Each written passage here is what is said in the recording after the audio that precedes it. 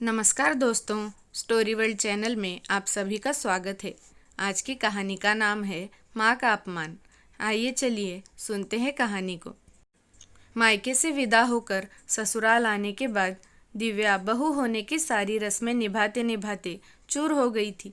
वैसे भी लड़कियों को शादी में सप्ताह दिन पहले से ही अनेकों रस्मों रिवाज भूखे प्यासे निभाने पड़ते हैं, तो थकान के कारण वो बैठे बैठे ही ऊब रही थी। दिव्या को सब ने मिलकर उसे अपने कमरे में पहुंचा दिया। उसका मन हो रहा था कि कब भारी भरकम बनारसी साड़ी का लबादा उतार कर कोई हल्के फुल्के से कपड़े पहन ले और सो जाए। ऐसा अभी वो सोच ही रही थी कि अमित कमरे में घुसते हुए बोला, सुनो, चेंज करने से पहले जाकर माँ के पैर छूकर आओ। दिव्या ने सिर झुकाकर कहा, जी अच्छा। दिव्या को पता भी नहीं था कि मेहमानों से भरे पूरे शादी के घर में सासू माँ का कमरा कौन सा है। वो लबादा ओढ़े उन्हें नीचे से ऊपर तक सभी से पूछकर ढूंढती रही। सभी मेहमान महिलाएं दांतों से उंगली दबाए देखती रही और सबके मुंह से यही निकल रहा था कि मानना पड़ेगा, आज के ज़माने में ऐसी बहू मिलना मुश्किल है। सास से मिली तो वो बोली, अरे बेटा, तू क्यों परेशान हो गई? अभी तो सबके पैर छूकर ही गई थी। मैं जानती हूँ, तुझे अमित ने ही भेजा होगा। जाओ, जाकर आराम कर लो। कल सुबह उठकर सबको प्रणाम करना होता है। दिव्या जैसे तैसे अपने कमरे में पहुंची।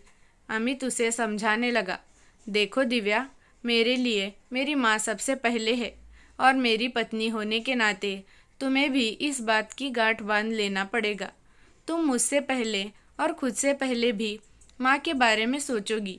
दिव्या ने हाँ में सिर हिलाया और सोचने लगी, विदा करते समय माँ ने भी तो यही नसीहत दिया था कि पति और सास के बाद ही उसे अपना ख्याल रखना है।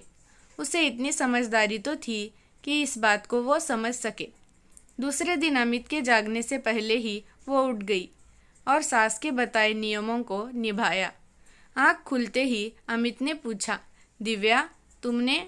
जी, मैंने माँ जी के साथ साथ सबके पाँव छू लिए हैं और अब जा रही हूँ रसोई घर में चूल्हा छूने, कहते हुए दिव्या नीचे चली गई। दिव्या हमेशा कोशिश करती थी कि वो पहले सास के लिए कुछ भी करे, फिर खुद के लिए, लेकिन अमित की टोका टाकी से वो खींच जाती थी। शादी के बाद उसकी पहली वट सावित्री की पूजा थी। माँ ने मायके से घर वालों के साथ उसके लिए सुंदर सी साड़ी संदेश के साथ भेजे। वो बहुत खुश थी, अपनी साड़ी निकालकर देख रही थी। तभी बिस्तर पर लेटे लेटे अमित बोल पड़ा, तुम्हारी माँ ने सिर्फ तुम्हारे लिए साड़ी भेजी है या माँ के लिए भी है? अमित के मुंह से तुम्हारी माँ संबोधन सुनकर दिव्या का चेहरा उतर गया। उसके मन में कचोट सी उठी, पर उसने अनसुना कर दिया। नहीं नहीं जी, ऐसा नहीं है। माँ ने पूरे घर वालों के लिए कपड़े भेजे हैं, दिखाओ तो ज़रा। दिव्या ने सूटकेस खोला और एक एक करके सबके कपड़े पति को दिखाए।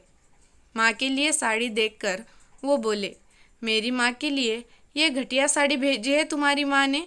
एक काम करो, ये साड़ी तुम पहन लेना और तुम्हारे लिए जो आया है उसे माँ को ले जाकर दे दो।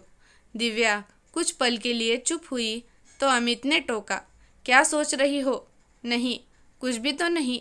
माँ जी को अपनी साड़ी दे दूंगी, आप चिंता मत करो। अब हर समय हर तीज त्योहार पर अमित का यही राग रहता, पहले मेरी माँ के लिए फिर अपने लिए करना। धीरे धीरे दिव्या अपने सारे अरमानों को भूलकर अपने लिए सोचना ही बंद कर दिया। पहली बार मायके से बुलावा लेकर छोटा भाई आया था। दिव्या ने जाने से पहले अमित को कुछ गिफ्ट खरीदने के लिए कहा, जिसे वो अपने साथ मायके वालों के लिए ले जाना चाहती थी। सुनते ही अमित की भुकुट्टी तन गई। वो बोला, खरीदने की क्या ज़रूरत है?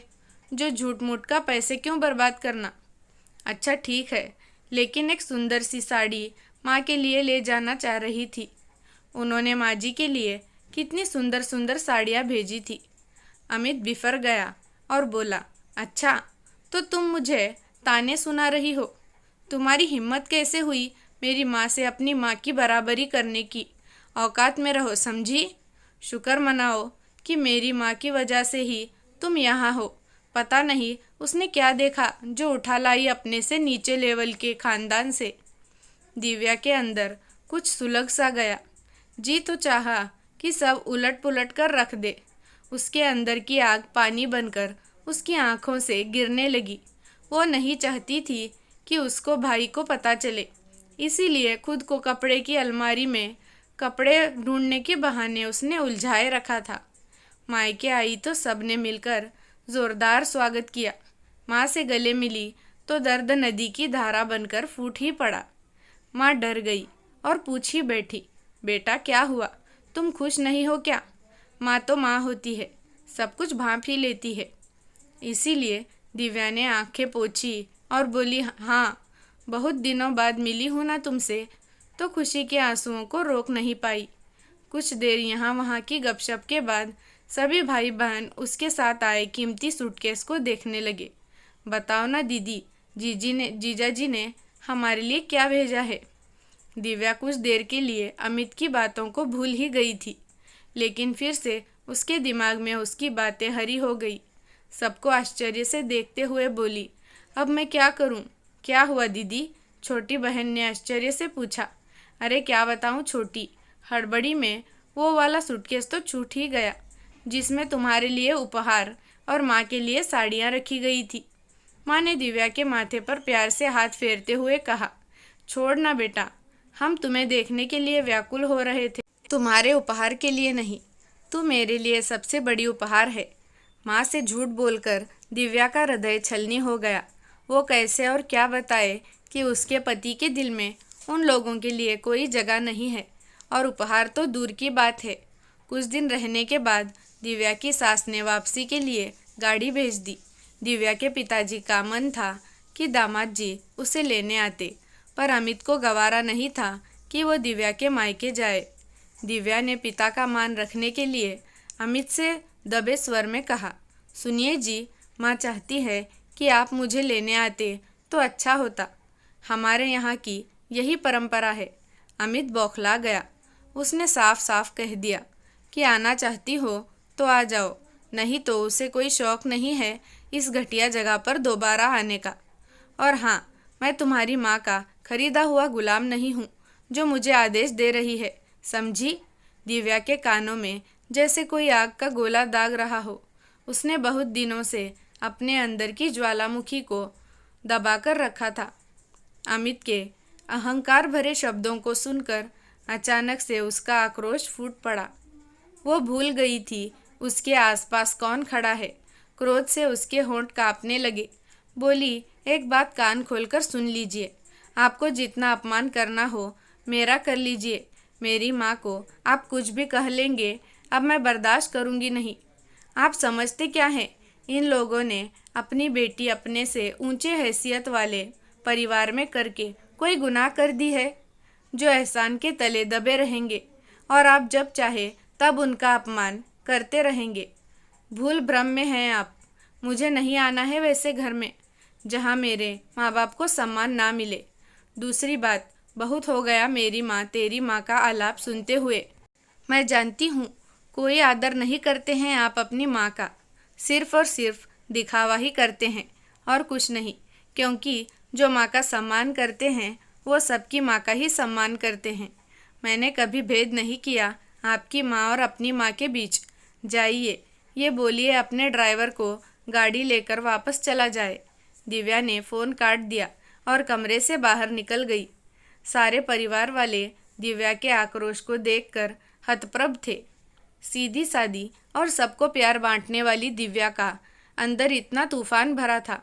उन लोगों ने लाख समझाने की कोशिश की, पर वह जाने के लिए तैयार नहीं हुई। उसने भी शर्त दिया कि वो भी तभी जाएगी जब अमित उसे लेने आएगा। उसने अपनी अधूरी पढ़ाई पूरी की और प्रतियोगिता देकर अच्छी नौकरी भी हासिल कर ली। माँ पिता का माथा गर्व से ऊंचा हो गया। पैसे के साथ साथ प्रतिष्ठा भी बढ़ी। पूरे परिवार को उसके ऊपर फक्र है। सुना है अमित एड़ी से चोटी की ताकत लगा रहा है दिव्या को वापस बुलाने के लिए। शायद आ गया है अब ऊंट पहाड़ के नीचे। दोस्तों, माँ तो माँ होती है, फिर वो अपनी हो या किसी और की, तो हमें हर माँ का सम्मान करना चाहिए। और एक बेटी कभी अपने माँ बाप का अपमान बर्दाश्त नहीं कर सकती। दोस्तों, आपको ये कहानी कैसी लगी कमेंट करके बताना। अच्छी लगी है तो वीडियो को लाइक, शेयर और चैनल को सब्सक्राइब ज़रूर करना। धन्यवाद।